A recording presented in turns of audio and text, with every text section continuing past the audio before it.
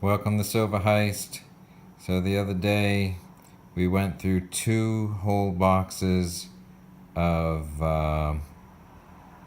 half dollars. So 2 $500 boxes, and we found no silver, but what we did find is this slicked JFK half dollar.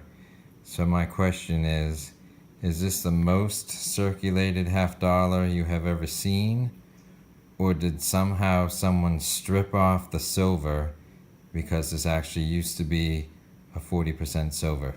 So the 3 coins that we're looking at have been coin roll hunted by me at some point, not from the same hunt, but this is a 40% 1969. This is unknown, and this is a modern clad coin. So looking at the edge of this slick thing, there is a lot of copper there. So this is not a 90% 1964, but it could be a 40%, because my understanding is that the 40% is a sandwich of an inner core, which is mostly copper and some silver, and then the outer 2 layers, the top and the bottom, which it's flipped, more silver than copper.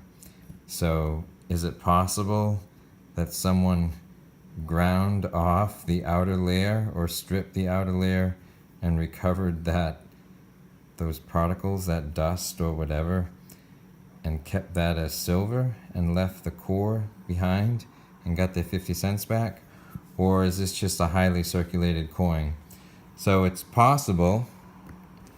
These are not, what I'm about to show you are not coin roll hunted coins, but these are coins I bought at a coin show. So these are coins that are highly circulated that become slicked.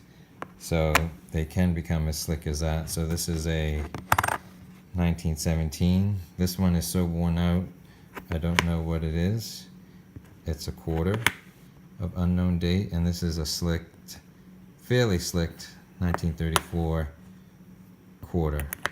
So circulated coins certainly do wear out, but this is the most worn out coin and the most worn out JFK I've ever seen. So unfortunately, when you zoom in on that, you cannot see the date at all. And this isn't focusing well. Yeah, so there you go.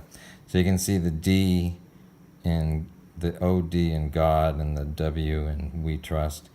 And so you can't see what would be great is if we could see the 6. Then we'd know this was at least used to be a 40% silver. About the only thing we know is that it's not a bicentennial coin, and it's also not a 1964 coin, because I think that's too much copper. So then the question is it possible to take off the silver layer such way that you would leave this core behind? That seems like a lot of work.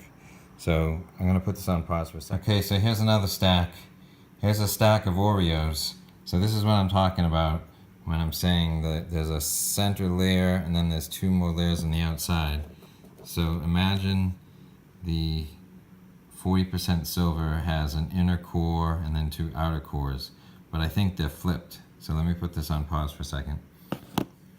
Okay, so let's reverse. So the center layer I think is thicker than the 2 outer layers. So imagine we reverse this.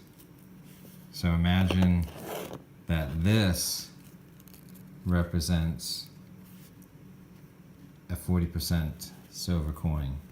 So if this represents a 40% silver coin, then that's what we got here. We got copper and we got silver.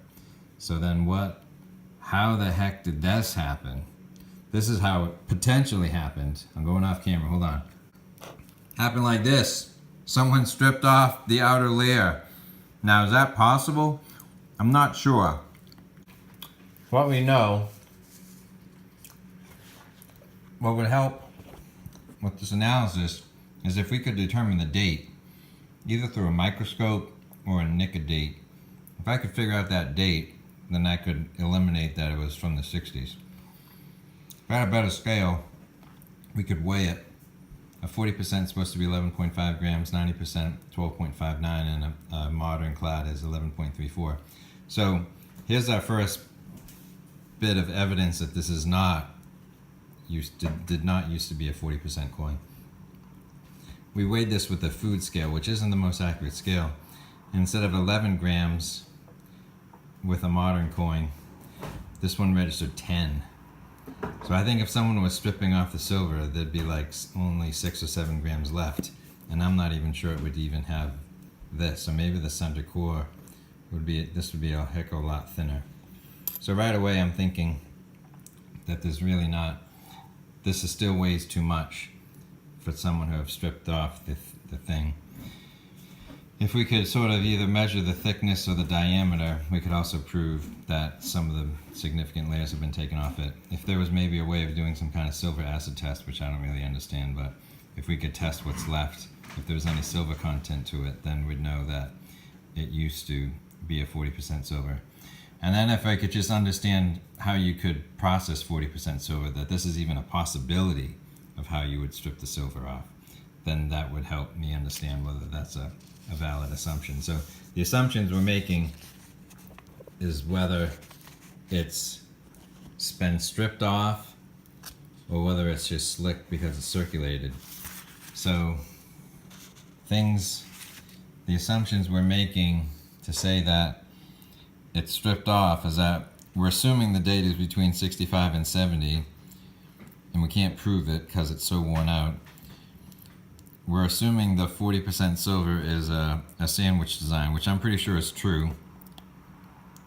And the third big assumption we're making is that you could actually grind and collect the outer layer off and keep that as silver. And then the assumptions we're making is whether it's slick because it's circulated, which is highly worn due to circulation. So there's really only one assumption leading to that. And we know that other coins get slick due to circulation. Now maybe this could get slick due to mischief. Someone may have just decided to wear the thing out mechanically. But just friction will eventually get it to that state, and this just got there. So sometimes the simplest explanation is the most likely explanation. So because the weight is still 10 grams instead of 11 grams, I don't think someone has stripped the silver off it. And all these other assumptions would have to be true. So the simplest thing is just to recognize that this thing is slicked because it's either highly circulated or it's slicked because mischievously it's been mechanically turned into circulated. So that's our big find. So we missed out on any silver out of 2 boxes, but we did find something interesting, and it kind of led to understanding the makeup of 40% versus modern clad versus how something could get that slick. So we'll have future box coin hunts in the near future. So if you'd like to see more, give it a like, subscribe to our channel, and we'll see you with the next box.